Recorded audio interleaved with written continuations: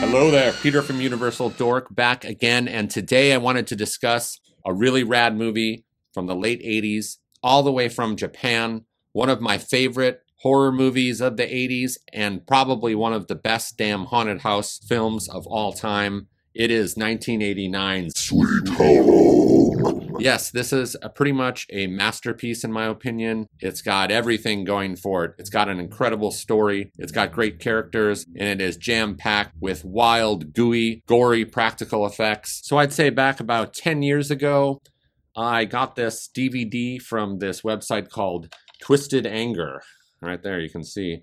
Now this looks kind of like it's a legit DVD, but if you open it up, you can see it's got this kind of like burned DVD. See that? It's still really good quality, but I've never seen this really available anywhere else. I've seen people online that have had VHS copies, which are extremely hard to come by. So this could be a trapped on VHS film. I don't know if there was ever an official DVD release. I know for sure that there has been no Blu-ray release of this thing or an official DVD in the United States. So kind of what I'm hoping for here is that we end up getting a Blu-ray of this, and this thing gets all cleaned up, and we get a bunch of extras about the special effects, because the special effects are one of the main attractions here as well. And also, we maybe get some interviews and a little more detail on exactly how this movie came to be, because it has quite a bit of lore behind it already. I mean, the cover says right here, "Before there was Resident Evil, there was Sweet Home, the film that inspired the movie and video game franchise. Experience the first true survival horror film."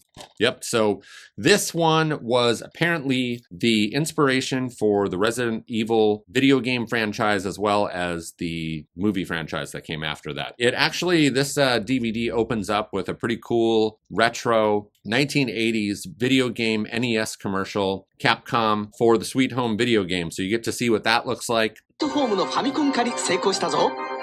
呪われた屋敷に閉じ込められてしまった5人のテレビ取材班。この5人を操作して一人でも多く脱出させるのが君の使命だ。It kind of looks like that game Gauntlet, actually, from the 80s. I don't know if you remember the Sword and Sorcery one.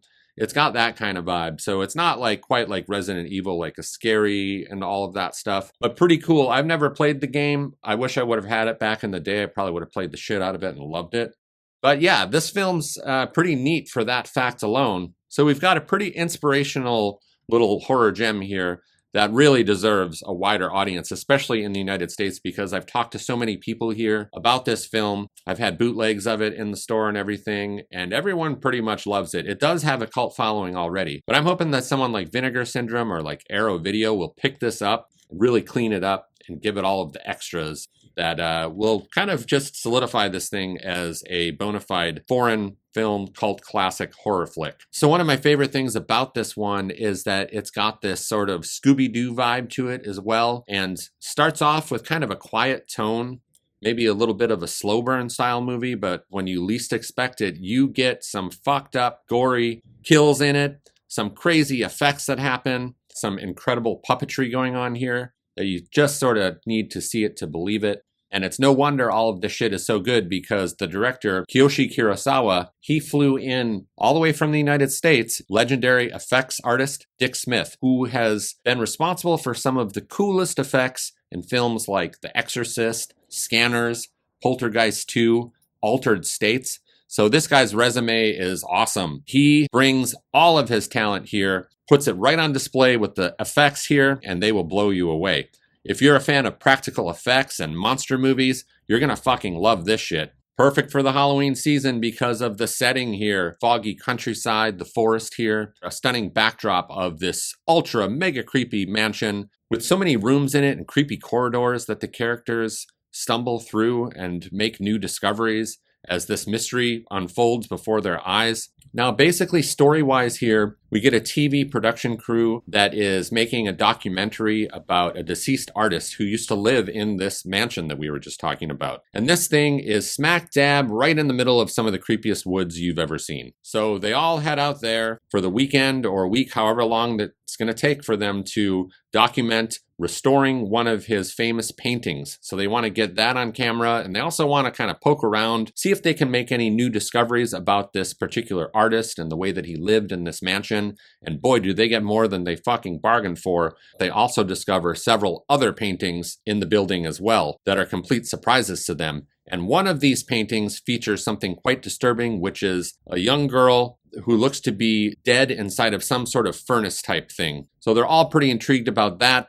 And soon they discover outside, buried on the property, is indeed a tiny coffin that inside of it does indeed have the remains and bones of a young girl who they assume is the same one from the picture. So right off the heels of those events, supernatural occurrences begin to happen quite rapidly, and the tension goes through the roof as they are dealing with a sinister force that has now set its sights on the entire TV crew, and they are set into a night of mayhem as they try to escape from this mansion and also figure out exactly what this thing is so fucking pissed off about. So this leads to some really gnarly special effects sequences, limbs chopped off, people melting, monsters, a creature that's brought to life at the end. That's one of my favorites of the 80s, and I never thought that it would have been in a film that I didn't see until about 10 years ago from Japan. I think Sweet Home is an absolute blast, and it needs to be on so many more people's radars, especially those who love practical effects. Sweet Home delivers the goods and then some.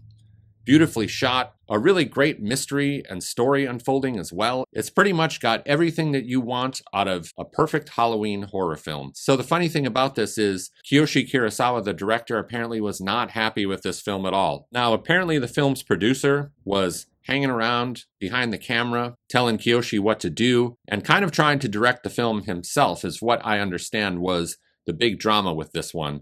Now, I don't know what the original vision of the director was here, but I think it turned out incredible. You know, it also reminds me a little bit of the drama and the sort of legend behind Poltergeist. Legend has it that a lot of people claim that Steven Spielberg was actually the director of Poltergeist, and that Tobe Hooper had a very, very small role in it, and he kind of was able to slap his name on it. Now, I have no idea if that's true.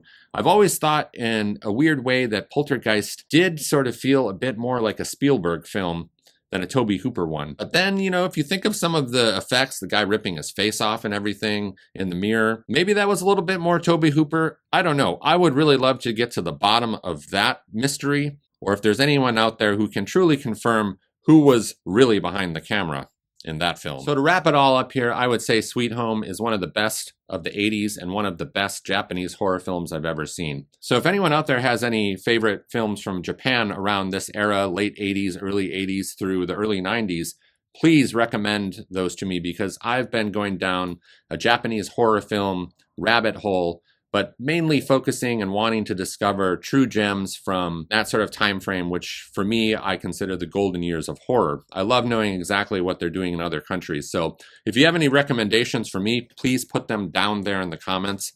I would love to go back and forth. I've got a few other favorites from Japan that I'll probably get to at some other point. But Sweet Home, please give this thing a Blu-ray. It's one of the best. It's one of my favorites, and I love discovering rad 80s horror films late in the game. So it's like seeing that type of film for the first time in the, you know, in 2024 or like 2014, I think when I first saw this, or around that time, was really a treat. So I'm on the lookout for more. Check this shit out. It is a special effects extravaganza, and it is perfect for the Halloween season. Now, there's going to be a lot more Halloween stuff coming up soon. Can't wait to get to it. I've got some great recommendations in the month of October. So I'll see you right back here to discuss More scary stories. All right. See you next time.